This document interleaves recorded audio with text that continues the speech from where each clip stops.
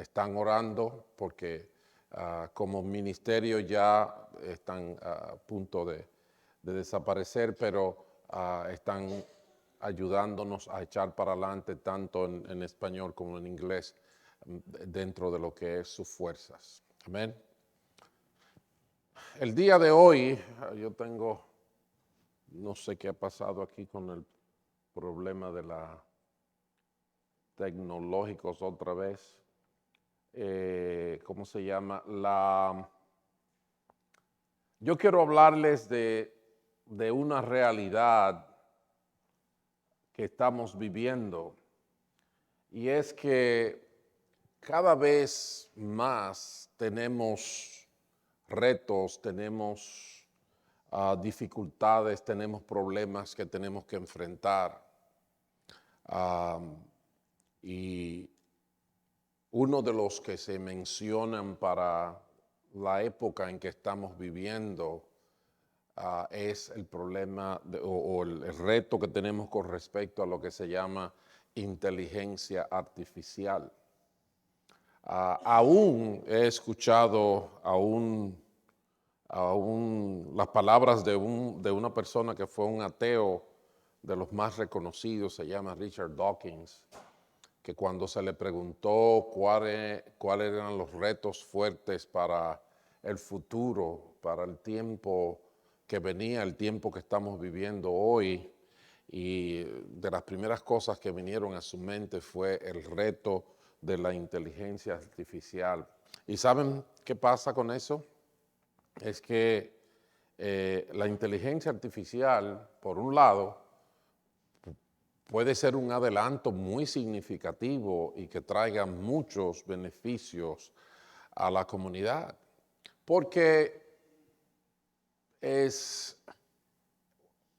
se conquistan tecnológicamente cosas que no se conquistaban antes, y principalmente, y en todos los terrenos de la vida, hay muchas cosas que si nosotros tuviéramos la capacidad de pensar y reaccionar con la capacidad de un ordenador, y eso lo digo yo que soy de los años 80 en términos de tecnología, pero un ordenador es una computadora. Antes se le llamaban ordenadores, donde antes, digamos, una computadora del tamaño de una nevera tenía la capacidad de manejar información que hoy tiene un juguete de niño.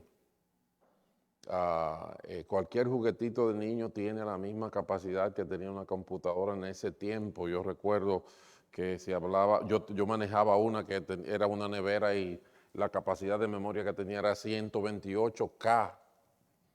Y un teléfono hoy maneja, si usted multiplica los K por 1000, se convierten en megas. Si usted multiplica los megas por 1000, se convierten en gigas. Y un celularcito cualquiera de esos le maneja 10 gigas de información como nada. Y yo, para llegar a 20 megas, necesitaba una nevera en aquellos tiempos. Yo alcancé cuando empecé a manejar de los modernos que tenían pantallas, porque antes de eso se manejaban con tarjetas que se ponchaban. Y aún así, esas pantallas eran lo que se llama monocromática, porque solamente te enseñaban letras y números o un carácter, y era de un solo color. Así era la cosa, pero ya ustedes ven ahora que en un aparatito tan chiquito como un celular, ustedes pueden ver videos, fotos, tirar una foto ahora en la China y tenerla en cuestión de segundos en los Estados Unidos, en Australia, en Haití, donde quiera que usted quiera tenerlo. Es increíble y eso ayuda en muchos sentidos, aunque, ¿cómo se llama? Nos hemos dado cuenta que la tecnología y el dinero son cosas que dependen de lo que somos. Si yo soy bueno y tengo tecnología o si tengo dinero, puedo hacer más bien. Pero si yo soy malo y tengo tecnología y tengo dinero, todavía tengo más capacidad para hacer más daño. Entonces el problema no es la tecnología, el problema es nuestro pecado, definitivamente. Pero sucede que algo como la inteligencia artificial, ¿cómo se llama? Con la inteligencia artificial, ahora hay más capacidad para hacer muchas cosas. Y hay un ejemplo que nos pone a pensar, y es que estudiantes universitarios están utilizando recursos de inteligencia artificial para hacer sus trabajos. Entonces, ¿qué quiere decir eso? Bueno, que en vez del estudiante estudiar, practicar y aprender y desarrollarse mientras hace todo esto, se lo hace una computadora todo. Y lo hace tan bien que ellos tienen que decirle, no, dáñalo un poquito para que el profesor no se dé cuenta que fuiste tú que lo hiciste. Es verdad, así es la cosa. Entonces, ese es el peligro, el mal uso de lo que se llama inteligencia artificial. Y hay un profesor llamado John Lennox de la Universidad de Oxford que aclaró que hay inteligencia artificial y hay inteligencia artificial G, la voy a llamar así, y la que es G es que en términos nuestros es aplicada al ser humano. ¿Qué quiere decir esto? Bueno, que nos van a tener la capacidad de entrar en nuestro cuerpo con elementos programables y por un lado es posible que curen el Alzheimer o que curen el cáncer o lo que sea, porque los elementos programados computarizados son tan poderosos que pueden lograr muchas cosas que el hombre no puede alcanzar con simplemente un medicamento o con un aparato quirúrgico. Muy bueno. Pero de repente, hasta el ateo y el agnóstico se preocupan al pensar que eso puede ser usado para hacer el hombre perfecto o la mujer perfecta. Y la máquina puede llegar a tener control sobre el elemento humano y ahí ya ustedes pueden empezar a imaginarse lo que va a pasar. Porque ahora mismo, mientras hacemos un ejercicio médico, no hay problema con que se rompa una máquina. Bueno, compramos otra y la ponemos. Pero cuando se muere una gente, se perdió la gente. Se perdió el papá de alguien, se perdió el hijo de alguien, se perdió la madre de alguien, se perdió un ser humano de valor incalculable e incuestionable. Pero si todo empieza a manejarse con el criterio de la tecnología y los sistemas y el avance, la vida humana y la realidad humana puede perder fácilmente relevancia. Y entonces eliminar los humanos será como en las películas de ciencia ficción, va a comenzar el reino de la máquina. ¿Y hasta qué punto puede el elemento humano controlar a una máquina a la que se le ha dado un poder de autoprogramación para ser autosuficiente? Todas esas preguntas. Ahora bien, ¿qué podemos hacer nosotros cuando el gigante esté delante de nosotros? ¿Cómo peleamos con algo tan grande y tan fuerte?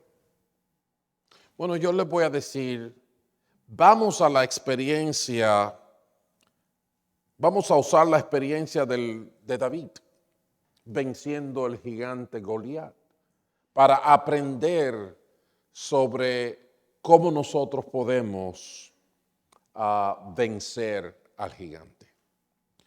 Y lo primero que les voy a decir es que antes de entrar en el texto de David, no se ha podido conseguir nada ahí.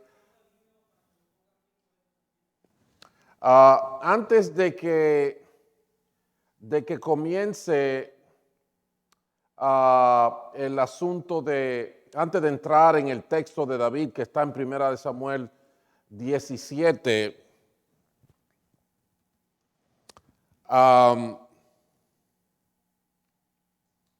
quería decirles que me estoy yendo del camino porque tengo tantas cosas en la cabeza que no sé por dónde es que voy a entrar. Ok, vamos a ver si esto se va para allá.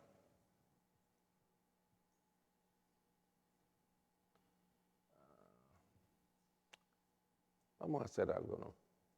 Yo voy a matar a esta niña a ver si ella es el problema. Vayan conmigo a 1 Samuel capítulo 17 y vamos a tratar de ver desde el verso 20 en adelante sobre la historia del rey David, ya que se me fue lo otro de antemano.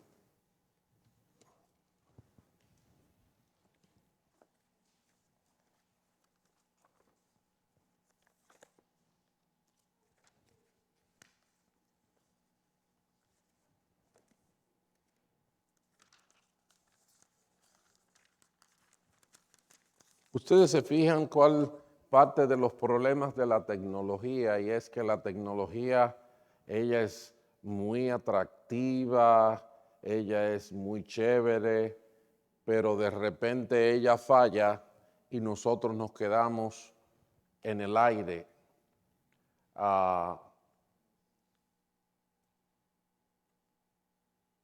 Ok, vamos a ver si... Are you guys there somewhere? 1 Samuel 17, mientras llega lo de allá, vamos a leer desde el verso 12 y vamos a leer hasta el verso 23 y vamos a saltar unos versos ahí. Yo les voy a indicar cuando vayamos llegando. Ok, aquí está bien, allá atrás no hay nada. Allá atrás parece como si estuviera apagada. Ok. Ok, bueno.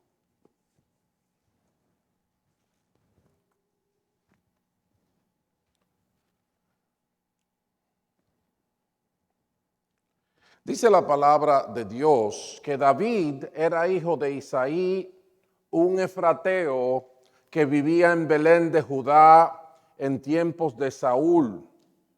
Isaí era ya de edad muy avanzada y tenía 8 hijos. Sus 3 hijos mayores habían marchado a la guerra con Saúl. El primogénito se llamaba Eliab, el segundo Abinadab, el tercero Sama. Estos 3 habían seguido a Saúl por ser los mayores. David, que era el menor, solía ir a donde estaba Saúl, pero regresaba a Belén para cuidar las ovejas de su padre.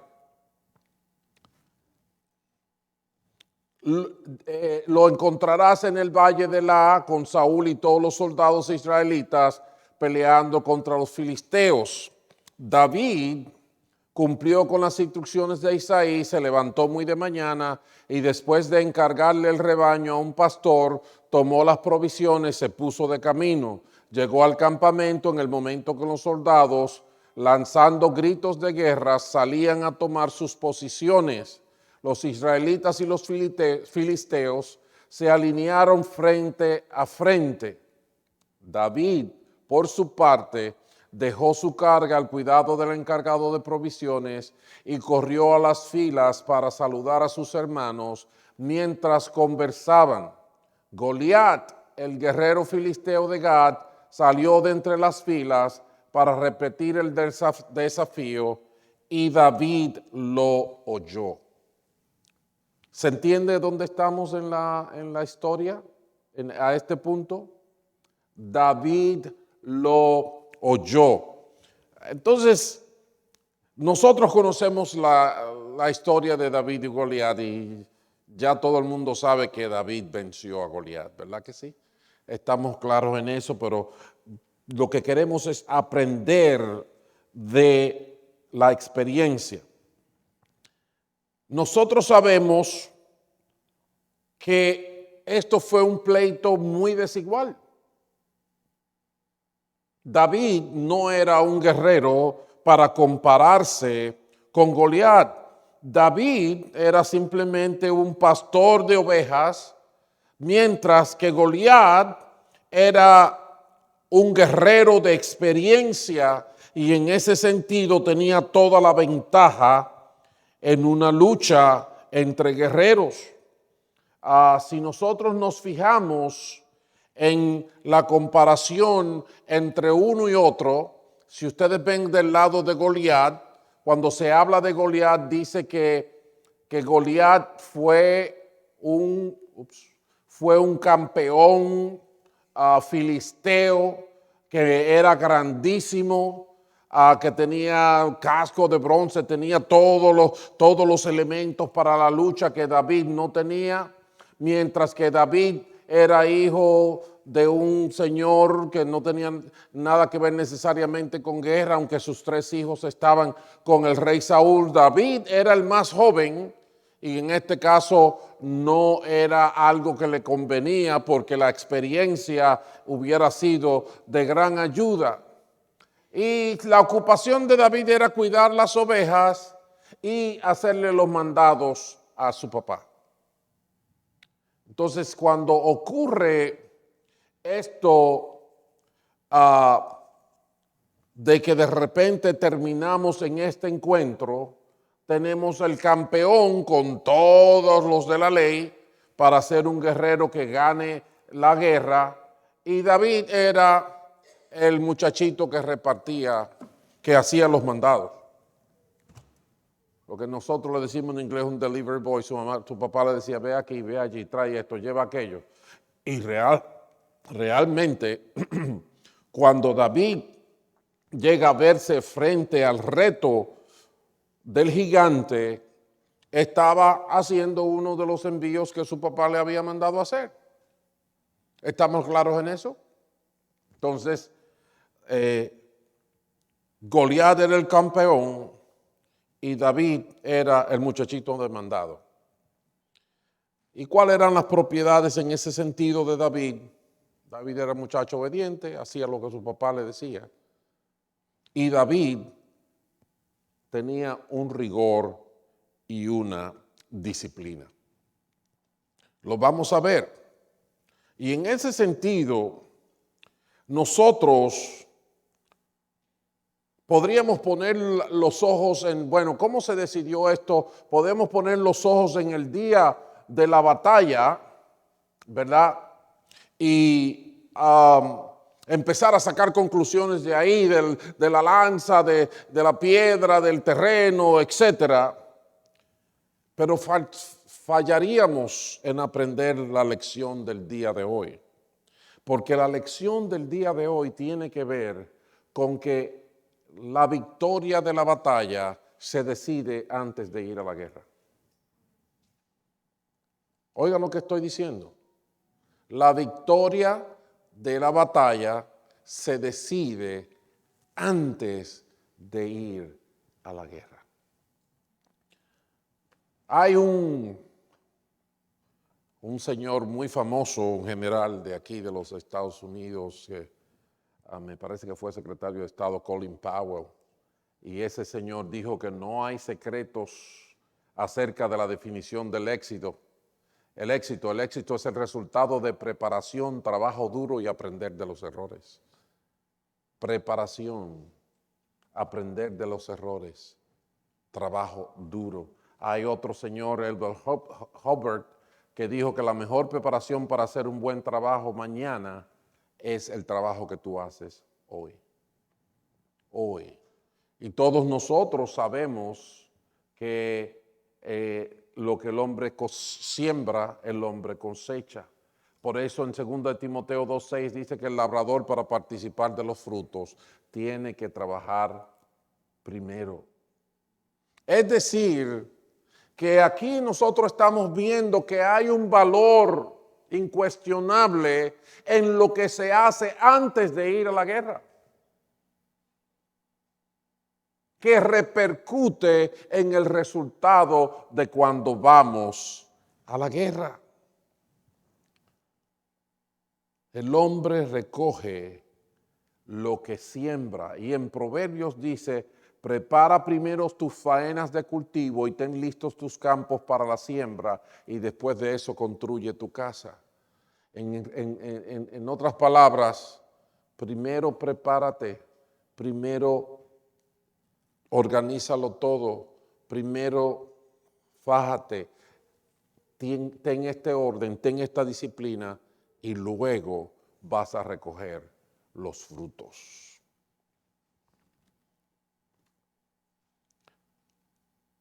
¿Qué vemos nosotros en David antes de la batalla? Y de ahí es que queremos aprender. La palabra dice que David cumplió con las instrucciones de su padre, de Isaí. Se levantó muy de mañana y después de encargarle el rebaño a un pastor, tomó las provisiones y se puso en camino. Llegó al campamento en el momento en que los soldados, lanzando gritos de guerra, salían a tomar sus posiciones. Los israelitas y los filisteos se alinearon frente a frente. David, por su parte, dejó su carga al cuidado del encargado de las provisiones y corrió las filas para saludar a sus hermanos. Fíjense, antes de cambiar el texto de su mirada, cómo ahí habla de cómo David, número uno, fue diligente. Número dos, David iba en obediencia a su padre.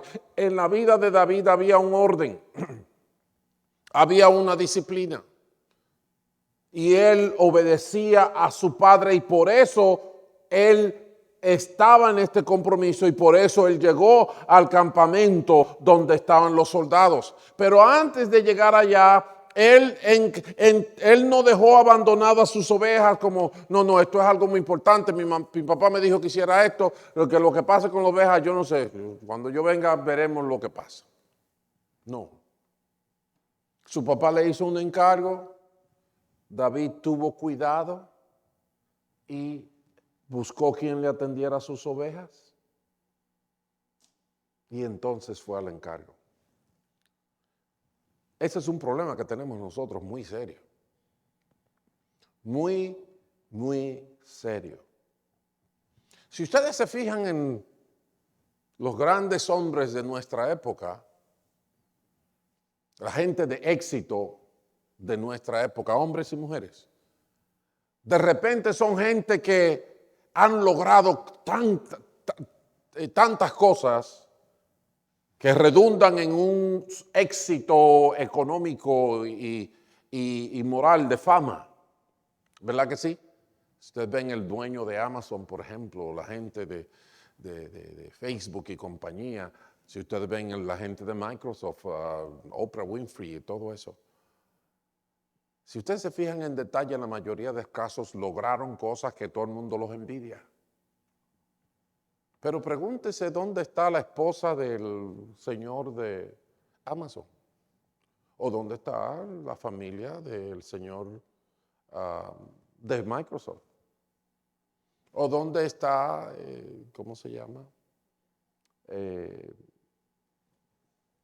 esposo de Oprah, que nunca lo ha tenido, porque la escuché en una entrevista que le hiciera Bárbara, una periodista, no me acuerdo cómo su nombre completo, que le hizo una entrevista y le dijo, ¿por qué no te has casado? Y ella le dijo, no, eso es demasiado difícil. Una mujer que logró cosas, pero increíblemente. Barbara Walters se llama la periodista. Y usted me dice que una gente que ha logrado manejar cosas que repercuten en la vida de 500, de 800, de 1000 gentes. Ella hasta puso escuelas allá en África para niñas y cuantas cosas. Tan capaz, no puede manejar un matrimonio. El señor de Apple, que murió, Steve, también perdió a su mujer. El de Amazon también perdió a su mujer. El de Microsoft también perdió a su mujer. Nosotros tenemos ese problema. Queremos el éxito a toda costa, pero descuidamos las cosas fundamentales. David no. David tenía un orden en su vida. Y para irse al próximo paso, al próximo encargo, que él no se lo buscó, pero se lo pusieron, y él, número uno, reconociendo el orden de Dios, la importancia de que se lo comandaba a su padre, que eso ya se tiró en el zafacón hace mucho en nuestra sociedad. Los padres ya no representan nada, una molestia muchas veces. Pero David no. David lo iba a hacer porque se lo mandó su padre. Pero antes de írselo, él no abandonó sus ovejas, sino que buscó a alguien responsable y le encargó las ovejas. Ahí está el orden, la disciplina. Y llega al campamento y se arma el lío y el otro está hablando y todo el mundo sale corriendo para un lado. ¿Y qué hace David? ¿Sale corriendo atrás de todo el mundo? No, dice el versículo 22, por su parte dejó su carga al cuidado del encargado de provisiones. Antes de salir corriendo con todo el ímpetu que tenía todo el mundo, porque el enemigo se estaba acercando, David tenía orden. David observó disciplina y dejó el encargo que él había traído que no se dañara y que estuviera en el lugar donde iba a ser preservado. Entonces fue a buscar a sus hermanos. Así pues, los que recibieron su mensaje, así cumplió David con lo que tenía que cumplir. Y entonces Goliat vino y voció y dijo, ustedes no sirven para nada y nadie se puede enfrentar conmigo. Y dice la Biblia que David lo oyó. David lo escuchó. Escuchó lo que este hombre estaba diciendo. Entonces, David se levanta temprano, David obedece a sus padres y David no es negligente. David tiene orden y pone cada cosa en su sitio.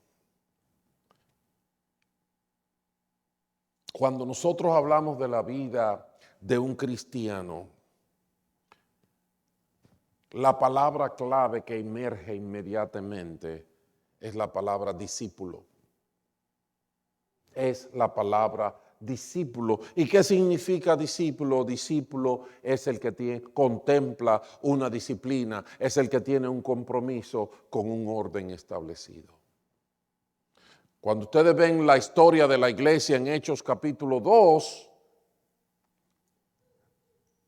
el Espíritu Santo es impartido, el apóstol Pedro comienza a predicar y después que predicó, dice en el verso 41 que los que recibieron su mensaje fueron bautizados y aquel día se unieron a la iglesia unas 3,000 personas.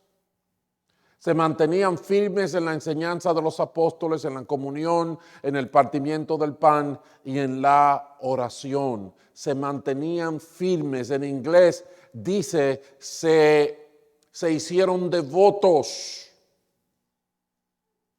Se hicieron devotos. Ustedes por lo menos tienen, por lo menos parte de eso logrado.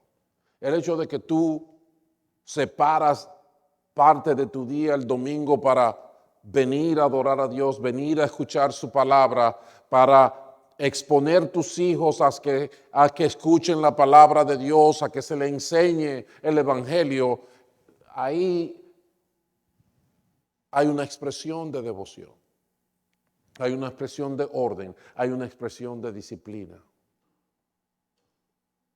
El pastor a veces está aburrido, a veces él hace unos chistecitos buenos, pero a veces no le salen bien. Y siempre se le daña la computadora. Pero si tienes orden, si tienes disciplina, si obedeces la voz del Padre, aunque no sea tan divertido, tienes características de las que le dieron la victoria a David contra el gigante. Hay que ser un discípulo. Hay que ser un discípulo. Hay que tener orden. Hay que tener disciplina. Esto es lo que te va a llevar de ser un muchacho demandado a ser rey. ¿Se dieron cuenta? David era el muchacho demandado de la casa, el más chiquito. Los hermanos lo relajaban. Pero terminó siendo el rey de su nación. Pero, ¿qué hubiera pasado si David fuera un carpetoso? Que sus padres le decían esto, aquel, ve aquí, vámonos a la iglesia y no quiere venir a la iglesia. Siéntate bien, escucha el mensaje, haz el intento. Si él no hubiera obedecido eso, él no hubiera estado ahí cuando salió Goliat y entonces él tampoco hubiera sentido nada para defender a su pueblo. Pero ¿por qué David estuvo ahí y escuchó a Goliat? Si usted lee la historia, como lo hemos hecho nosotros, sencillamente él estaba ahí porque él tenía un orden, tenía una disciplina en su vida y él estaba caminando en esa disciplina. ¿Entiende eso? Entonces, yo digo que la vida cristiana es como un camino en el desierto donde Dios con su palabra te va llevando a todos los oasis que Él tiene preparados para que tú te sacies tu sed, cojas fuerza y sigas el viaje. Amén. Pero si yo me pongo a quejarme ¿por qué un oasis? ¿Por qué no me mandan para la República Dominicana o para Puerto Rico? Que hay muchas playas y mucha agua y mucho coco y, ¿verdad? Porque es un desierto y me pongo a pelear y me pongo a filosofar y a decir, no, pero todos los caminos llegan a Roma, déjame yo hacerlo de otra forma.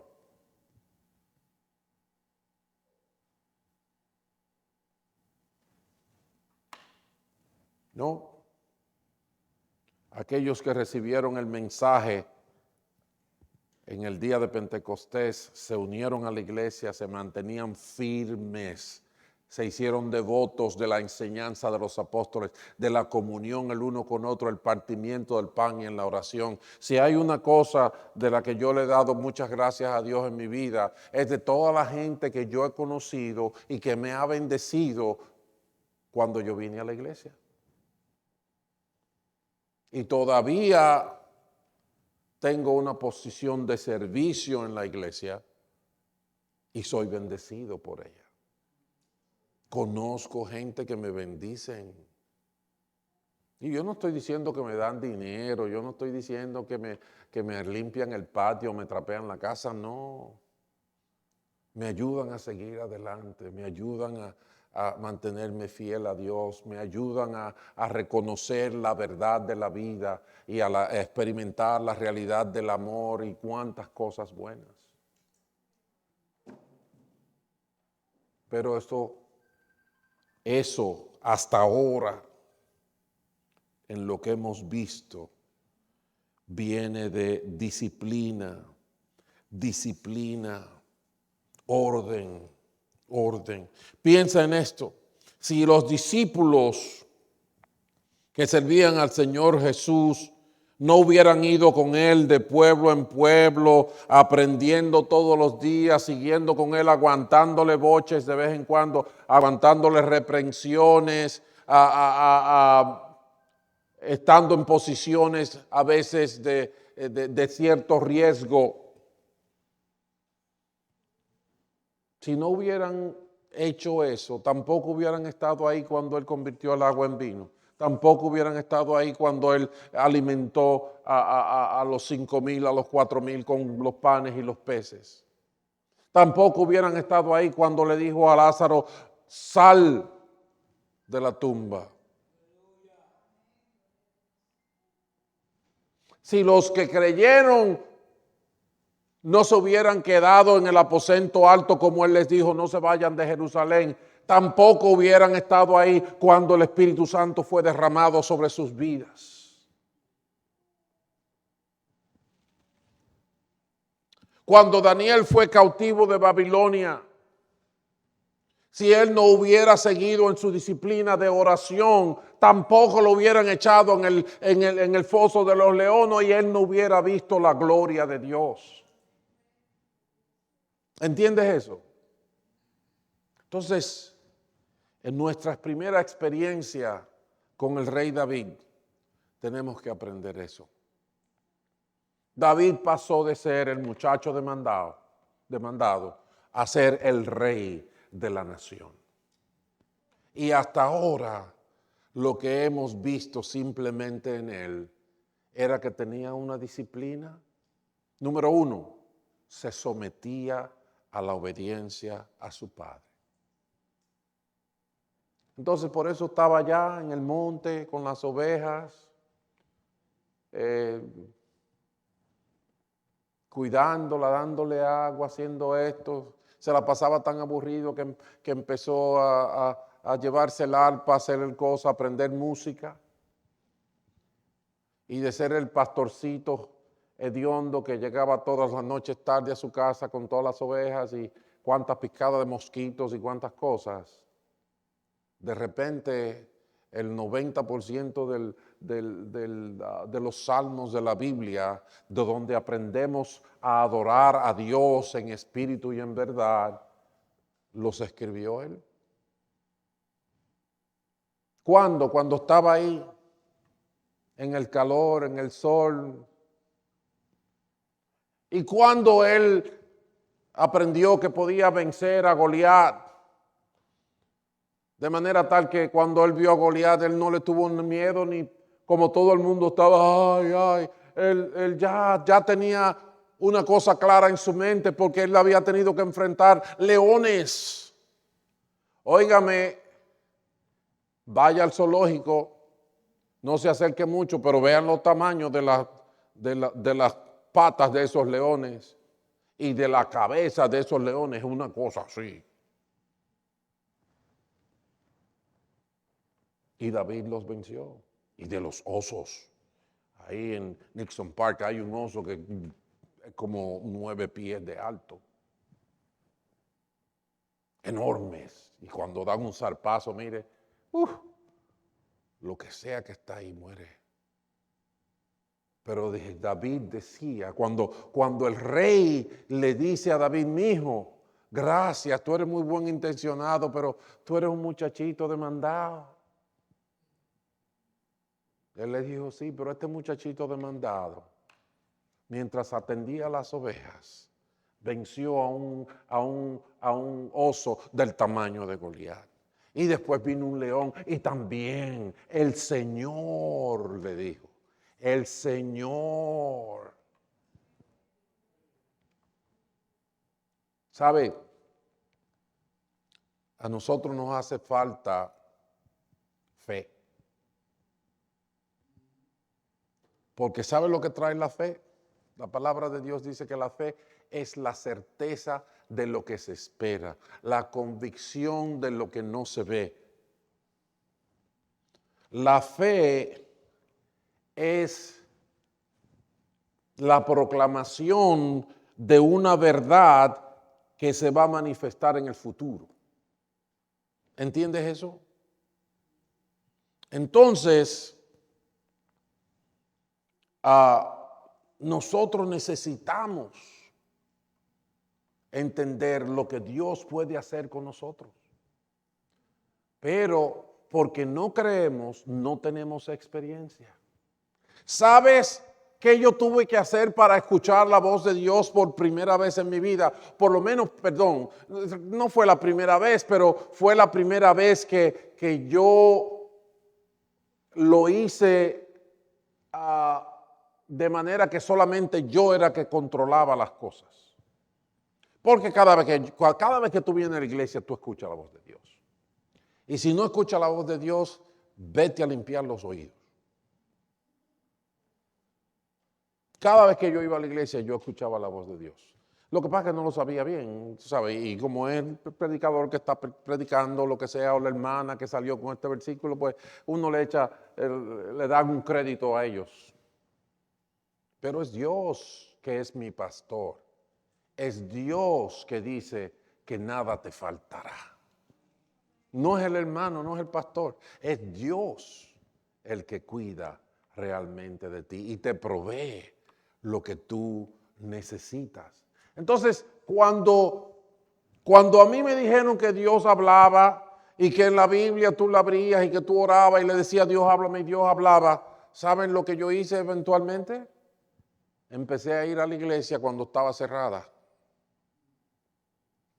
Y la vecina que vivía al lado, si uno le decía que le abriera la puerta, ella tenía la llave y ella le abría la puerta porque yo venía a orar. Y otros tenían esa costumbre y yo aprendí eso de otros.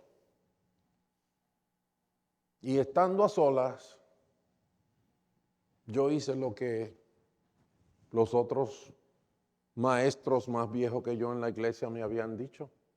Y me tiré en un banco y abrí mi Biblia y empecé a leerla. Y en un momento la puse a un lado y abrí mis ojos y le dije, Señor, ¿qué quiere decir esto? Un versículo en Romanos que dice aquí, Dios vengo a hacer tu voluntad, quítalo primero, ponlo postrero. Llegué ahí por un método equivocado. ¿Conocen el método teológico del dedo? Que usted abre la Biblia y hace. Eso no es un buen método. Pero cuando su papá le estaba enseñando, o su mamá le estaba enseñando a usted a comer, el día que usted agarró la cuchara por el lado malo, pero agarrándola por el lado malo se llevó un chin a la boca, ella lo celebró. ¡Ay, mi hijo! ¿Verdad? Aunque después te cambió la cuchara y te enseñó, ¿verdad? Así Dios hace con uno. Dios te ama, Dios te quiere y Dios quiere que eches para adelante. Pues yo abrí, esa palabra salió ahí y le dije, Dios mío, ¿qué es eso? Increíblemente, inmediatamente como que el cielo se abrió y ahí en mi mente vi un caldero grande. Dice Luana, un caldero. Era que tenía hambre, Luana.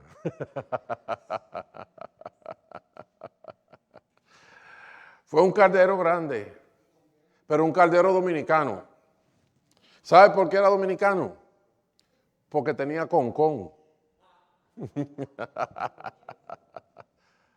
Tenía ese arrocito tostadito, pegadito ahí, como dicen en la isla, el pegado.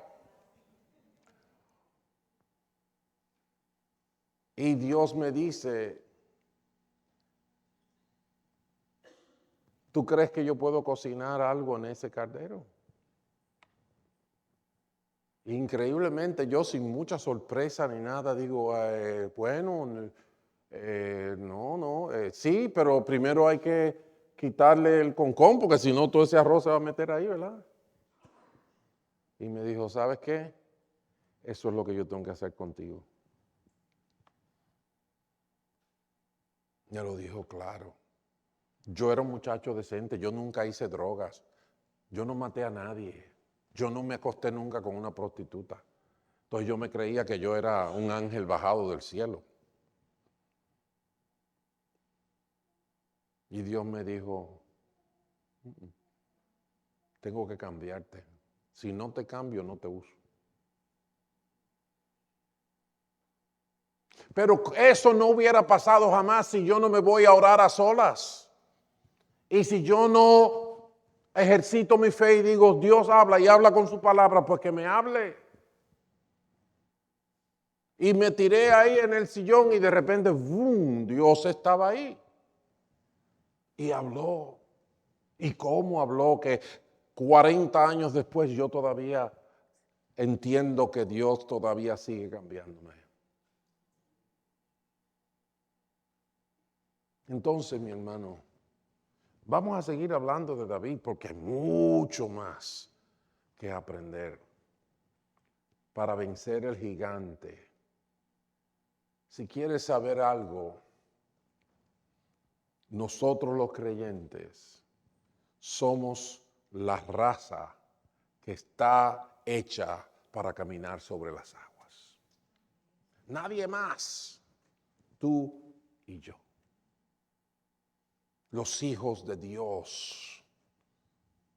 Cuando Natanael le confesó a Jesús, wow, tú eres uno grande, Jesús le dijo, desde ahora vas a ver el cielo abierto y los ángeles de Dios bajando sobre el Hijo del Hombre. Y no se tardó mucho para convertir el agua en vino. Y de ahí en adelante están las señales y las obras del Señor Jesucristo hasta su muerte y resurrección. Nadie está preparado en este mundo para vencer al gigante como los hijos de Dios. Tú no tienes que ser víctima. Aderezas mesa delante de mí en presencia de mis angustiadores. Aunque ande en valle de sombra de muerte, no temeré mal alguno porque tú estarás conmigo. Tu vara y tu cayado me infunden aliento. Aleluya. Si Dios es con nosotros, ¿qué contra nosotros? No hay gigante. No es con espada, no es con ejércitos, no es con su Espíritu Santo. Nosotros estamos a otro nivel, tú estás a otro nivel. Tienes que cambiar el espejo que tienes en el baño de tu casa y empezar a usar este que está aquí, este nuevo espejo que tú tienes que usar. Tú tienes que mirarte ahí, ver cómo tú te ves. Mira cómo Dios te ve aquí, en este espejo. Hay que mirarse como Dios te ve, redimido por la sangre de Jesucristo. El diablo viene a recordarte tu pecado y tus faltas del pasado y hasta del presente. Y Jesucristo te dice, yo pagué por esa. Yo pagué por esa. Tenemos que ver lo que Dios dice. Tenemos que tener la disciplina, tenemos que ser discípulos. David venció al gigante antes de poner un pie en el terreno de la batalla. Tú tienes que pensar en eso. Tu vida no tiene que ser aburrida. En los momentos en que estás a solas, en esos momentos puedes recibir los más grandes regalos y la manifestación más gloriosa del Padre Celestial.